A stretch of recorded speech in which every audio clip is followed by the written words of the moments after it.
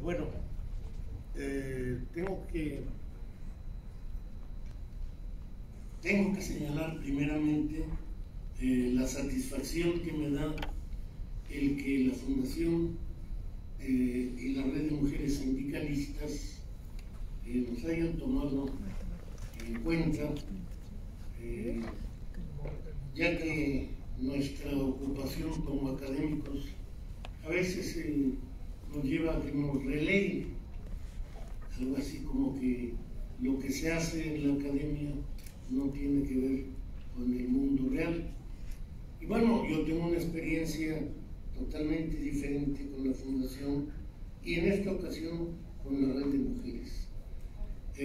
Agradezco también a la diputada Amalia, a los diputados comparecientes y presentes, el que me den la oportunidad de expresar algunas ideas de balance de la reforma laboral 2017-2019 y, como consecuencia, algunas propuestas. Lo primero que se pregunta uno es, bueno, ¿y por qué reformar lo reformado? Es más, me metí yo, o me metieron los que me invitaron en esto, en el eje fundamental de la reforma, el tema de la libertad y la democracia sindical. Y si la reforma 2017 a la Constitución, 2019 a la Ley Federal del Trabajo tenía ese como eje, bueno, pues uno puede decir, eso salió perfecto. No le faltó ni le sobró, o no debía haberle faltado, o no debía haberle sobrado nada.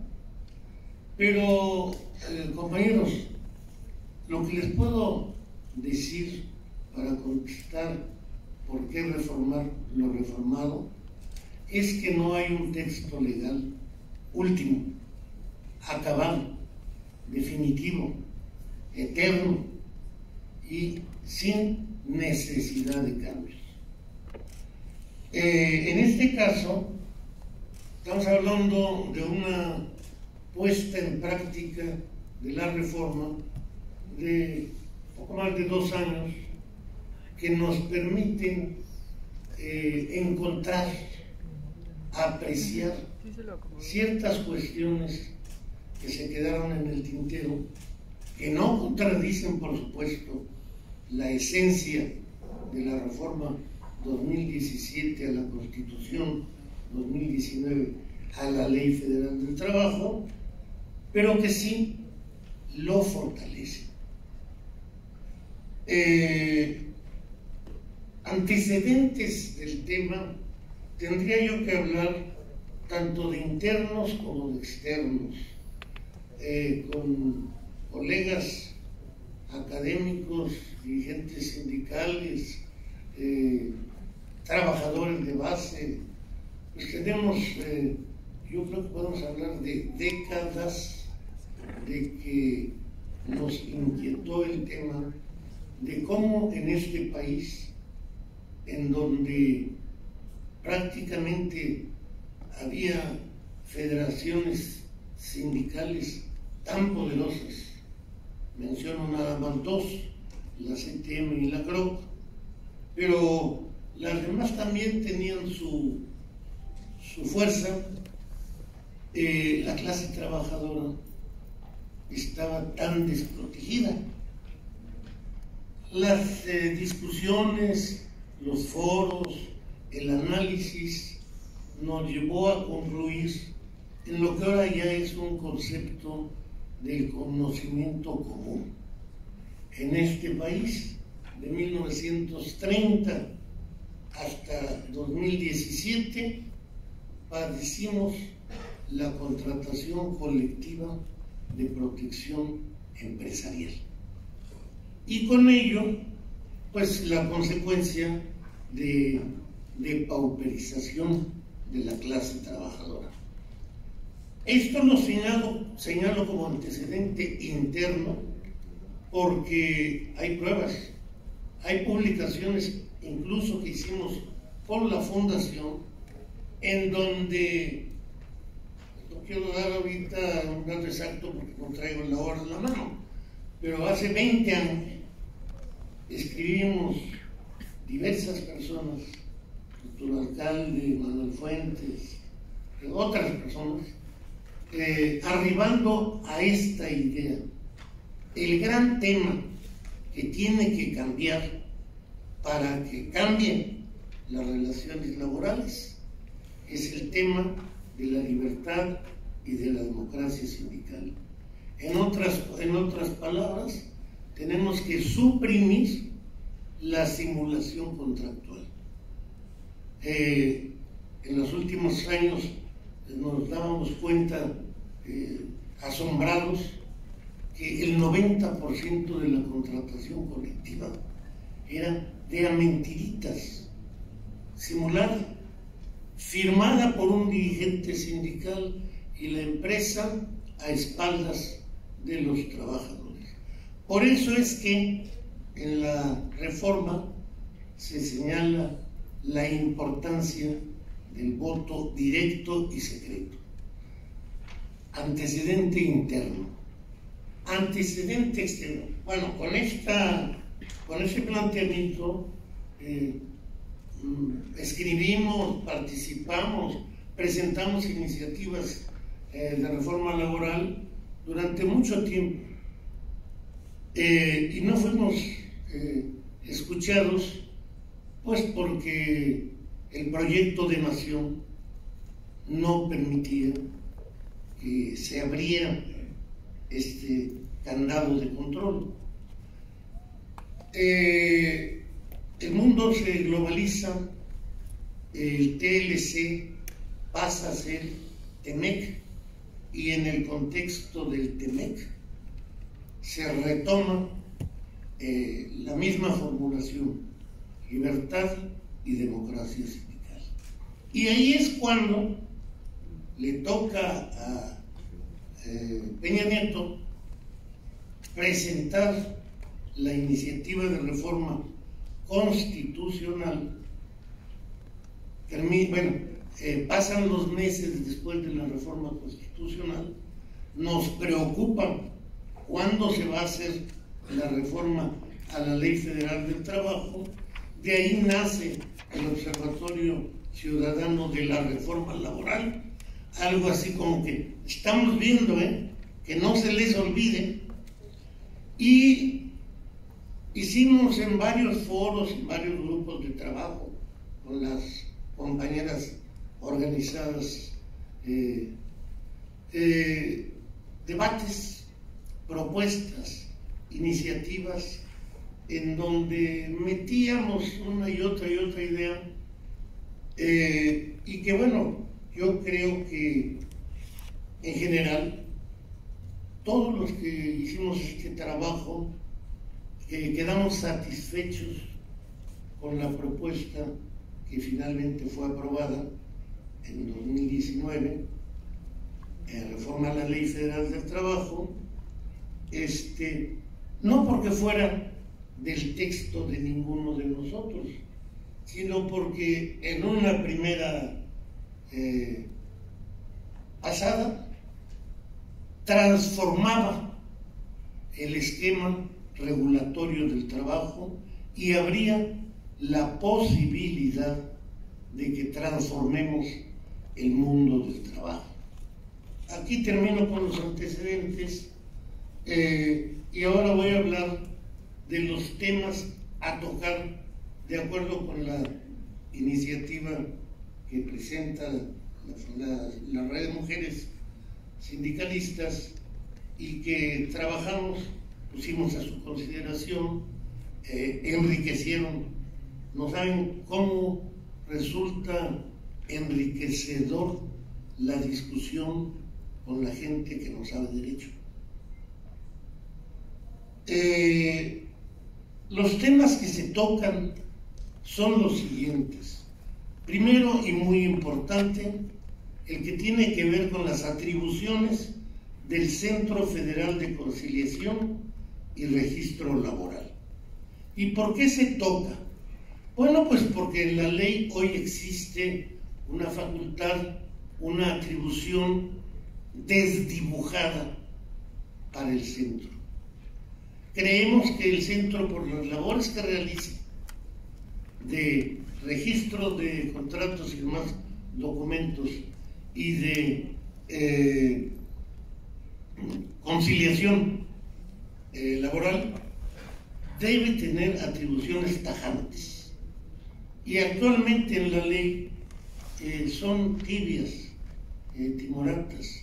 Cuando el centro considere, cuando llega a sus oídos una queja de que no se respetó el procedimiento del voto secreta, o sea, ¿qué vemos ahí?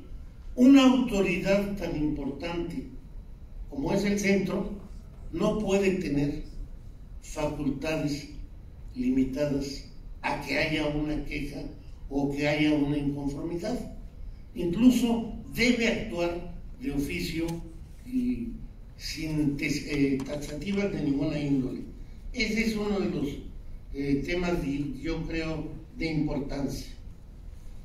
Otro tema que en varias partes de la iniciativa lo retomamos, tiene que ver con la discriminación y con la violencia de género. Esta iniciativa, tengo que decirlo, gracias a la insistencia de las compañeras de la red de mujeres sindicalistas, es la primera ley laboral con una visión de género. Es la primera, en nuestro país. No digo que no se otorgaran en las leyes anteriores ciertos derechos o ciertas situaciones de beneficio a la mujer, pero no eran leyes con una visión de género. Esta reforma, tal y como está actualmente la ley, tiene una visión de género, y eso se debe pues a la insistencia y que no se dieron en ningún momento. Y miren que habíamos muchos difíciles de oír, que varias veces dijimos, ya, párale, sí, toda la ley transversalmente tiene una visión de género. No me pidas que en todas sus partes, pues compañeros, tengo que decirlo, salió una reforma con una visión de género que a mí me sorprendió, me gustó y me educó. Sin embargo, bueno, pues todavía por ahí encontramos algunos espacios en donde la discriminación y la violencia de género debían ser enfatizados, y son los que en esta propuesta hacemos. Un tercer tema, y ese bueno, tiene su historia particular. Cuando las pláticas del Observatorio Ciudadano para la elaboración del proyecto de ley reglamentaria de la reforma constitucional, varias veces se dijo, hay que pegarle a la subcontratación. La subcontratación es un mal. La subcontratación nunca estuvo fuera de las discusiones. La subcontratación. Llegó el momento en que alcanzamos un consenso de que si no teníamos la capacidad de hacer una propuesta que se sujetara estrictamente a los términos de la reforma constitucional y meter la subcontratación, pues era meter otro tema. Si no teníamos esa capacidad, seguramente la oposición lo que haría es meter 2, 3, 4, 5, 6 temas más, y el riesgo era de que la reforma reglamentaria se empantanara o saliera quién sabe de qué manera.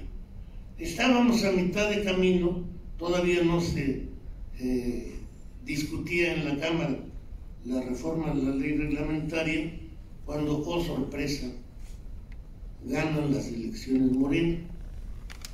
Pero ya no nos dio tiempo de actualizar nuestra visión al nuevo escenario. Y por eso es que no entra su contratación en la reforma a la Ley Federal del Trabajo. Finalmente, cuando se discutió, se tocó el tema, pero no se hizo nada. Con posterioridad, siguiendo los trabajos del Observatorio de la Red, retomamos el tema de la subcontratación.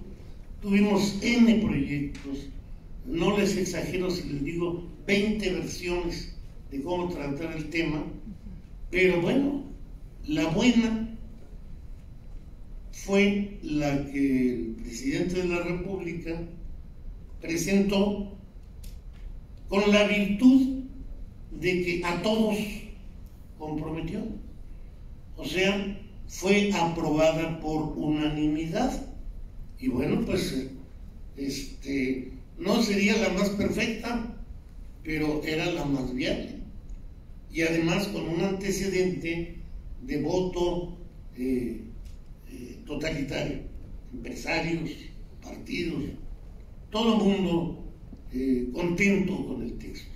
Sin embargo, ahora, para la revisión, retomamos los trabajos, no porque se diga está mal, no, las leyes siempre son perfectibles, y particularmente el capítulo de contratación, lo van a ver ustedes en la iniciativa, pues le tratamos de dar un orden un poquito más claro, evitar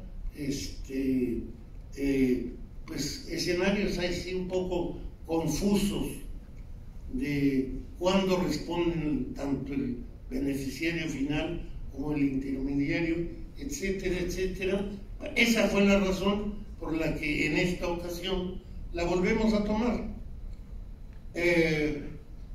También tomamos en la parte correspondiente el tema de que por voto universal, directo y secreto se aprueben los convenios y los acuerdos de empresa y sindicato.